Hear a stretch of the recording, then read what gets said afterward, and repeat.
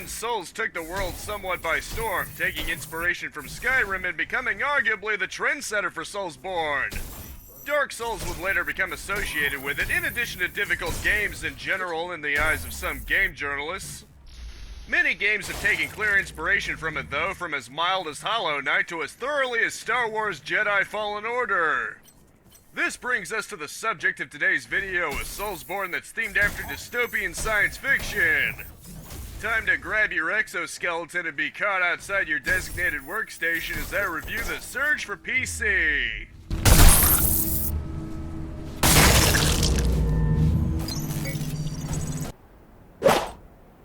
The game, of course, is very Soulsborne-esque. Unlike certain people, I'm not saying that because it's a little hard. Seriously, Cuphead is cartoony Contra, not Dark Souls. Anyway, here's what I mean. It's third person, emphasizes melee combat, you have limited stamina, and you can dodge roll or dash in this case. You also have at least the option of limited healing items that you restore in a safe zone, in addition to gaining a currency by killing enemies both used for item crafting and leveling yourself up. There's also energy, something you store up temporarily by landing hits. I'm told it's similar to Bloodborne, and in fact, one implant that I made heavy use of allows you to use energy to restore some health with. In other words, as long as you're consistently landing hits, you have an infinite source of healing. On the subject of implants, they're the crux of your abilities. Unlike Dark Souls, where leveling up your skills is just permanent, here you have a limited amount of implant slots. Your level is your core power, determining how powerful of implants you can have on you at once, since the more powerful ones need more core power. Fortunately, there's a way around it, implants that actually improve your core power. Given there are implants made to increase maximum numbers that scale with core power, this is useful for far more than just artificially buffing how many implants you can have. However, overcharging a circuit, another thing you need core power to do, needs your original core power to be a certain amount, so you can't cheat it out. Implants have a wide range of variety, from injectables that restore health immediately, temporarily regenerate health, provide damage and other types of buffs, and even ping you when you're near items. There's actually one dedicated to seeing enemy health, which I enjoyed until I gave it up to get more powerful implants. However, the game eventually gives you an implant that's basically that rolled into a max health increaser with only the core power required for both individually, so it's essentially giving you the health reader for free. Another nice change from traditional Soulsborne is that you can bank your currency, aka tech scrap, into a bank system. And unlike Hollow Knight, there's no limitations or downsides to doing it, there's no catch at all.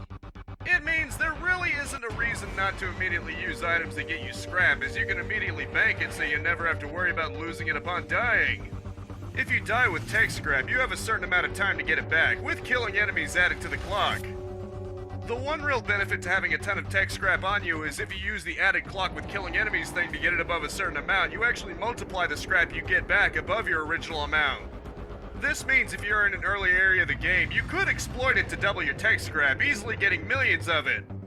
That's the only real benefit to having that much on you though. You can also get a multiplier to how much scrap you get from enemies as long as you're not using the medbay. So just access the crafting part of medbay to bank your scrap and respawn the enemies. Add in that there are also implants that multiply the amount of tech scrap you get from enemies, and you can get a lot of tech scrap with the right strategies. Another big change from traditional Soulsborne is that you can target body parts, and it adds an extra sense of strategy to it. Unarmored parts naturally do more damage, but you can also cut off a body part if you have enough energy and their health is low enough. Do it with armored pieces and you gain a damaged version of that, getting you components for crafting armor and the schematics for that part if you didn't already have it. Cutting off the right arm typically nets you the weapon they're using, but not always, so sadly you can't get the really cool flamethrower one enemy uses. The second boss of the game actually has a unique fast-acting fire weapon if you manage to sever all its limbs in the second phase, a bonus reward if you're up to the task. I sorta cheesed the boss, but hey, I wanted that weapon. You have to craft pieces of armor with these schematics, but weapons are given to you probably because you're not actually cutting the weapon but the arm wielding it. With everything in the game, including the implants, quality is determined by mocks from 1 through 5. Obviously, like Dark Souls, 5 requires limited to find materials, although you can actually possibly get that rarely from an in-game enemy. I ended up opting for the MG Judge for my weapon, a really slapping electric axe that favors power over speed. I should mention that in addition to everything else, there's also weapon proficiency. Basically, as you use one type of weapon like single-handed or heavy duty, you traditionally level your proficiency with that for slightly extra damage. As for armor, different sets get you different benefits when you wear all of it, but like the Chloranthe ring from Dark Souls 3, the MG Gorgon gear is highly recommended for buffing stamina regeneration. Given that basically all major actions require stamina, getting it back faster is an absolute godsend. One criticism of the game is a relatively small amount of bosses, 5 compared to say 19 in Dark Souls 3.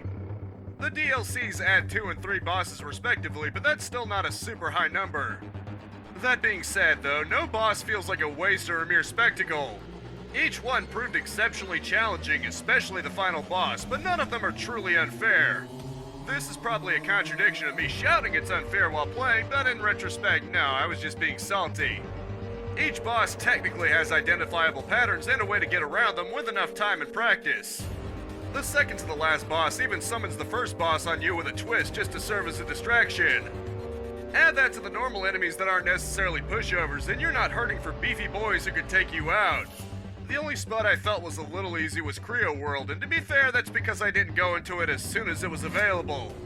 You also get a drone early on and can fit it with different things.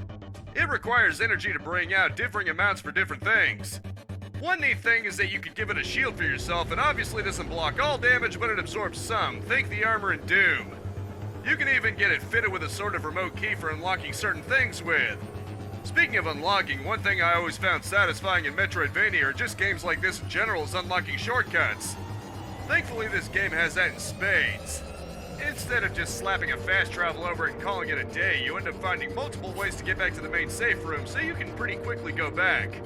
Given the time limit for retrieving lost scrap, it was probably very needed. Overall, I'd say the gameplay is very solid for a Soulsborne game. When I wasn't being salty about getting wasted at every turn, I really enjoyed myself and finding ways to overcome the challenges.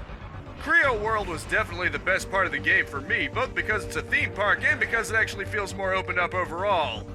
That's one criticism I have with the game, it often feels cramped in its environments. Creo World at least has more open areas, kinda making me wish the entire game was like that. The final area was kind of confusing too, you basically had to turn around and go back to the first floor after you were done with something. Putting that aside though, I'd say it's a very good Soulsborne game. Of what I'm guessing is no shortage of copycat Soulsborne games, at least this one actually has enough soul to stand on its own while adding some interesting elements of its own. Interestingly, the game starts out fairly pleasantly in contrast to expected Soulsborne games. A guy named Warren, who is wheelchair-bound, is hired by Creo.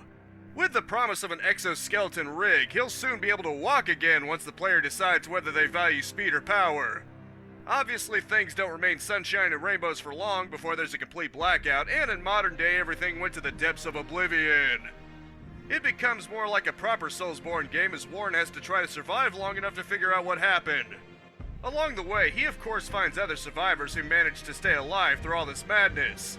At least 2 of them end about as well as you'd expect, with one of them actually reminding me of Henri's quest of Dark Souls 3. You help this person along the way, and yep, things don't go over so well to say the least. As you go deeper in, you try to work out what happened to cause everything to go so poorly. The spokesperson of Creo, Don Hackett, shows up on TVs from time to time explaining Creo's works and what they were hoping to accomplish. Finding out his ultimate fate, it definitely hit a little hard. I'm obviously being vague to avoid spoilers, you should really experience the game for yourself. I haven't played too many Soulsborne games, but it definitely carries that kind of gut punch of Dark Souls 3. One interesting thing though is the Creo World DLC, where a Creo-themed amusement park that got hit just as bad as the rest of the game. The obvious homage to Disney World aside, it has its own story about a downed helicopter and a lone guy trying to figure out what could have happened to the rest of his crew. As you might expect, things don't end especially well, but at least the theme softens the blow just a bit. This cat antagonist that's a little reminiscent of Tom and Jerry due to the cat and mouse dynamic even becomes corrupted too. As much as certain types of people want to conflate Dark Souls to just being hard, I'd say this game actually nails that kind of tone. In the narrative it wants to tell as much as the gameplay, it's definitely a crapsack world with the remnants just hoping they can survive long enough to right so many wrongs. A very compelling story from beginning to end, and one I consider worthy of Dark Souls. You know, if Dark Souls was about science fiction and a big corporation that tried to improve the world with robotics and have it go so horribly wrong. Graphically, I think the game looks quite nice. It's dystopian science fiction in its aesthetics, so your mileage may vary, but I think it looks good. It allows everything to look colorful and industrial while still the same kind of crapsack world Soulsborne is associated with. Environments can range from more or less intact but with hostile AIs, while others can just be falling apart. Screens will be glitching out to some extent, including a hologram you talk to breaking into little squares. While there aren't too many locations in the game, the ones that are there are fairly diverse. From the gritty industrial production to the pristine high-quality executive forum or the biohazard that is the biolabs. It also has fashion souls, making every piece of armor in the game and weapon go overworn visually. You can even mix match, and there's even a sort of joke item that's just sunglasses. It doesn't offer much more protection than the purposefully lightweight Lynx armor and makes your drone cost double to summon, but it makes you look like the Terminator. The Creo World DLC also offers some joke headgear in the form of the 4 mascots. They're a donut, coffee bean, chocolate bar, and soda can, but I find the donut the funniest since Warren's head can't possibly fit in it. Also helps that it reminds me of The Simpsons. On the subject of Creo World, it's my favorite location in the game, especially in terms of aesthetics. While Nuka World from Fallout 4 has some charms going for it, especially scope, Creo World just plain looks better in my opinion. Aside from debris, it really nails the fun look of a theme park despite this being a dystopia. At one point, you even briefly ride a roller coaster to reach another area. It's only a shame the ride couldn't have been made longer, maybe as a bonus after completely beating the DLC. At least it was a lot of fun while it lasted, and the antagonist mascot was pretty fun to fight, especially when it essentially goes Ultra Mech form. Likewise, the characters look just fine. Warren himself has a gritty, almost Doom guy look to him, and the other character you'll be seeing a lot, Don Hackett, is interesting. I compared him to Steve Jobs a lot, the hip-looking guy trying to sell you on a product. Not to spoil anything, but you can really hear the pain in his voice in his final recording, making it all the worse when you see his fate immediately after. Then you've got the other characters you find throughout the game to varying degrees of success, and each one has their own look and personality. The enemies themselves are varied enough that you can tell how they'll attack. From the beefy early enemies that aren't very fast to the very dangerous and fast security guards you encounter as you progress, and the irritating Proteuses. The flamethrower and gas grenade enemies have their own sort of hazard gear, making them relatively easy to locate, and there are also robotic and even nanobot enemies. And that's not even getting into the variety of each, like annoying scorpion-like bots or shooter drones and glorified pallet bots with a light that drains stamina regeneration. The bosses are likewise pretty unique. Again, avoiding spoilers, but one of the bosses in the main game is actually human, with the other 4 kinda being robots. The final boss is an interesting case, but yeah. Not one of them actually feels like a copy of the other unless you count the aforementioned first boss being used as a switch out for one of the later bosses. All around, the enemies and bosses tend to have their own style to them, even if individual enemies of the same type obviously don't vary very much from one another. It's not like they would need to anyway, and it would be unreasonable to expect that much variances anyway. Thanks to Nvidia, there's even a photo mode where you can appreciate things like limb severing, and it's how I made the thumbnails for my live streams. I really wish every game had something like that. Far from being a pretty face, though, the game has a lot of good voice acting too. The main character is very talkative, which also comes out in dialogue choices with certain characters. Then you've got the AI voice for the safe rooms, which notably always reminds me that this isn't my designated workstation. She said that so much that a guy I know very much likes to make a running gag reference to it. I love you, Vegsy. In addition to seeing him a lot, you'll be hearing Don Hackett a lot, likely even more than seeing him when it comes to glitchy displays. Let's just say voices also come into play with the final boss in a pretty disturbing way too.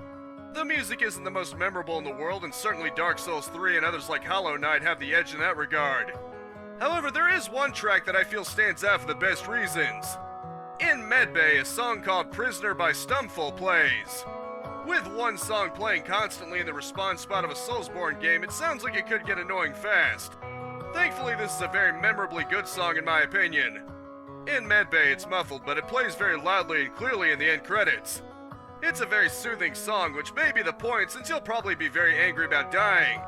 Overall, the presentation fits very well for the crapsack state of the world.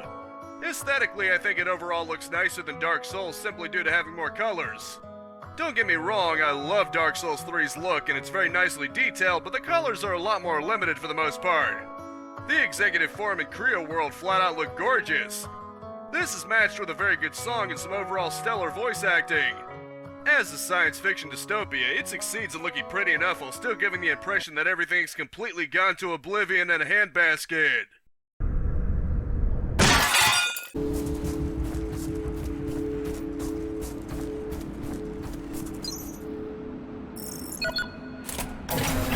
The Surge isn't the best Soulsborne game ever. It can be quite cramped in its environments at times, and the final area is especially confusing to navigate. That being said, it's still a very solid one that I feel successfully carries over the spirit of games like Dark Souls, both in terms of gameplay and presentation and plot. There's enough depth with things like implants, different weapons, and armor sets that you can find your own style. The story and visuals also help, giving a similar bleakness the genre is known for with its own corporate sci-fi twist to feel just fresh enough. This has been my review of The Surge for the PC. Make sure to spread this video around like destructive nanites. I've got a live stream Monday at 4:30 p.m., news video next Friday at 6 p.m., and Let's Plays at 10 a.m. and 2 p.m. daily.